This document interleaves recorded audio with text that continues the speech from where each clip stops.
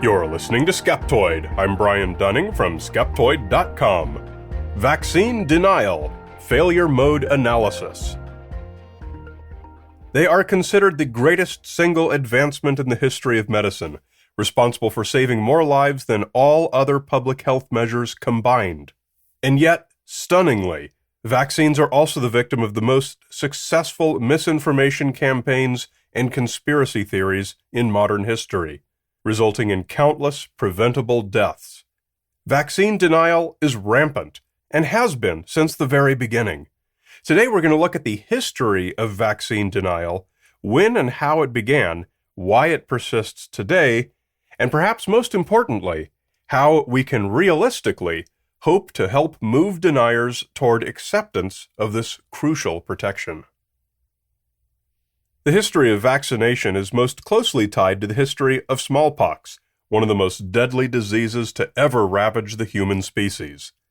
As early as the 10th century, Chinese had discovered that grinding up month-old smallpox scabs and administering the powder nasally would produce a mild case of the disease, but the person would always recover, and would then be immune. This was called variolation, and variations on the procedure spread through Europe for centuries, with much good success. But it was Englishman Edward Jenner who, in 1796, developed the first safe and effective smallpox vaccine using cowpox. He coined the term vaccination, as vacca is the Latin for cow. As use of the vaccine spread rapidly, its development was seen as a matter of national pride. However, anti-vaccine sentiment arose almost immediately. There were religious objections because, coming from an animal, the vaccine was considered unclean. There were objections based on disagreement over the cause of smallpox. But most significantly, as mandatory vaccination acts began to appear throughout Europe, many protested vaccinations on the grounds that it was a violation of their personal liberty. Throughout the 1800s, anti-vaccination leagues appeared worldwide, and in response, governments introduced both conscientious and religious exemptions to mandatory vaccination. But the battle still raged. In 1905, Jacobson versus Massachusetts made it all the way to the United States Supreme Court, in which the court affirmed the right of the state to force Jacobson to be vaccinated for the greater common good. Although it was some 80 years after Jenner's smallpox victory before the next vaccine was developed, by the end of the 20th century, a staggering list of diseases had been conquered that had killed countless millions. Cholera, diphtheria, rabies, rubella, anthrax, plague, tuberculosis, polio, typhoid, yellow fever, whooping cough, measles, influenza, meningitis, hepatitis, tetanus, encephalitis, chickenpox. These triumphs were not without cost. There were mistakes from which we had to learn the hard way. In 1948, 68 children in Kyoto died from a diphtheria vaccine that had been improperly manufactured. In 1955, just 2 years after Jonas Salk became a worldwide superhero for his development of the polio vaccine, 200 children were given the disease by a batch of the vaccine containing the wrong version of the virus, and 5 of them died. Despite being overshadowed by the countless lives saved, these disasters continued to stoke skepticism and fear of vaccines. During the Red Scare in the United States that followed World War II, many Americans were suspicious of large public health initiatives because they smelled a little bit like socialism. Such initiatives included mandatory vaccination and water fluoridation, a fear lampooned in the movie Dr. Strangelove. This gave yet another boost to vaccine denial based on fear of government overreach and loss of personal choice. But it was Andrew Wakefield's infamous 1998 paper that found, quote, gastrointestinal disease and developmental regression in a group of previously normal children, end quote, caused by the MMR vaccine, measles, mumps, and rubella. The paper was soon retracted, but not before a credulous media gave it massive attention and provided vaccine deniers all they'd ever need to claim vaccines are unacceptably dangerous. It was soon also revealed that Wakefield had fabricated the entire study, and that his motivation had been to further the interests of his own single-disease vaccines that he was developing. By this, we know that Wakefield is, even today, consciously deceptive in his promotion of opposition to vaccines. He was rightly stripped of his medical license, but has since made tens of millions of dollars writing books, making media appearances, and collecting speaking fees to trumpet the dangers of vaccines. His activism has been a powerful driver of vaccine denial's sweep of trending pop culture. For much of the past 20 years, it has become, almost incredibly, a fashion statement. One reason that Hollywood celebrities proudly show off things like circular hickeys on their back from cupping is that all things holistic are trendy. It's the basic manifestation of the modern Western esotericism movement. Shun the modern, the technological, the scientific, and embrace the natural, the holistic, the metaphysical. A loud and proud virtue-signaling statement, like cupping bruises, is the same as being seen shopping at Whole Foods. Vaccine denial slots into this movement very neatly, so now it's not uncommon for celebrities to boast of their holistics-based rejection of vaccines. This was not lost on Oprah Winfrey. Beginning in 2007, Oprah made her ultra-popular TV show into a platform for celebrity anti-vaccine activist Jenny McCarthy, just as Winfrey had been doing for the past 3 years for that other famous opponent of science-based medicine, Dr. Oz.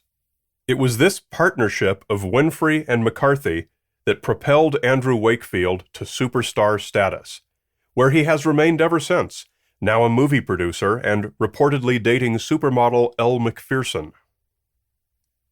Vaccine denial has become so mainstream that one of the first actions taken by Donald Trump during his 2017 presidential transition was to meet with noted anti-vaccine activist Robert F. Kennedy Jr.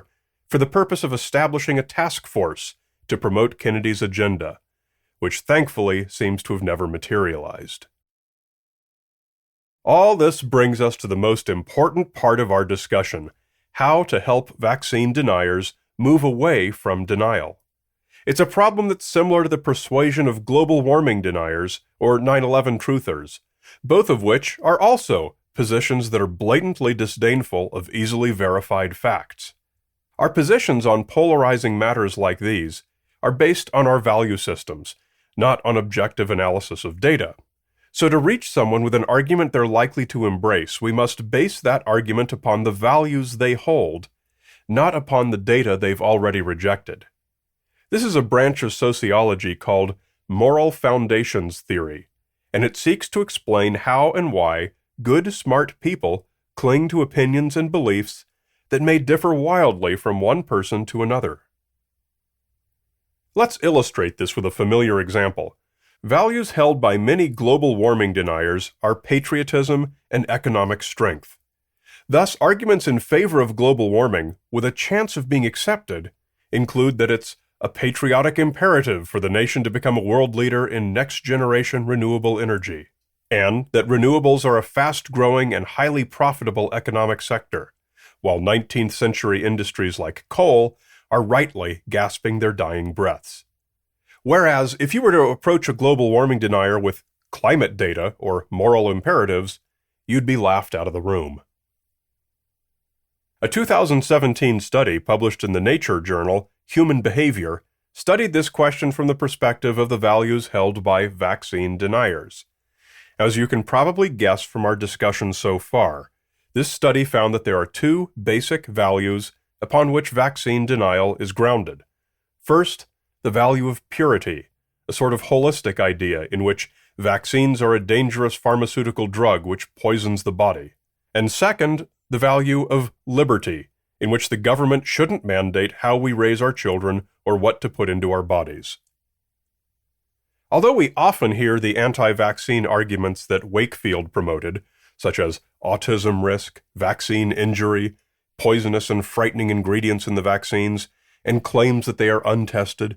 It turns out that these are rationalizations and not the fundamental values underlying the denial. Most of the pro-vaccine rhetoric out there has been targeted at these claims, and it has failed to persuade. The reason is that it's the wrong argument and engages a subject the denier doesn't actually care about all that much. They don't truly know or care about the actual rates of vaccine injury. It's just a rationalization they use to justify their denial, which is actually based on the underlying values of purity and liberty. If it seems improbable to you that the stated concerns of vaccine deniers are not the ones they truly care most about, here is some more interesting evidence in support of this. A number of papers have been published in recent years with the finding that opposition to vaccines correlates with less knowledge about them. The louder an anti-vaccine protester shouts, the more likely it is that he has a minimal knowledge level. A 2018 paper in Social Science and Medicine found that this could largely be attributed to Dunning-Kruger effects, meaning that their own low knowledge level was sufficient to them, and they were unaware or didn't care that other people might know more.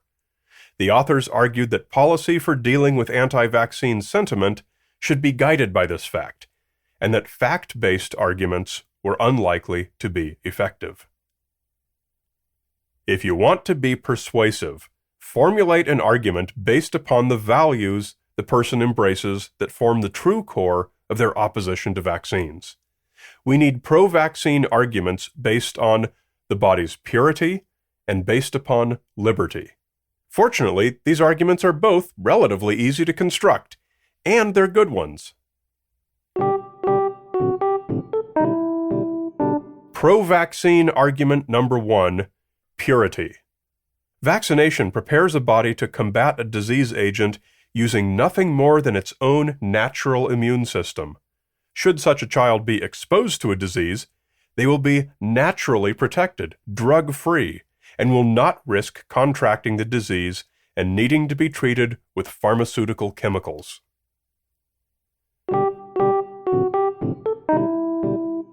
Pro-vaccine argument number 2, liberty. Vaccination is an emphatic act of protecting one's own health and eliminating potential reliance upon a flawed and corrupt healthcare system. No bureaucracy can protect you as well as your own maximally prepared immune system. Now, I don't claim that these outlines are ideally framed or presented, but they do convey the general idea. If we take the example of a parent who's on the fence, who might be conflicted because they firmly hold the purity and liberty values, but are concerned by the statistics of unvaccinated children hospitalized with preventable diseases, it's easy to see how they might warmly accept these arguments with an enormous sigh of relief. Because, in essence, it is true that vaccination is an act of preserving the body's purity, and that it does maximize your potential to maintain liberty from oppressive health care. And so, one potential solution to the public health crisis triggered by vaccine denial lies not in the study of the history of such denial, but in the study of ourselves and how we think. Clearly, no single solution will solve the whole problem, but employing moral foundation theory gives us at least one more tool in devising effective arguments. Little by little, skepticism and critical thinking can indeed make the world a safer and saner place.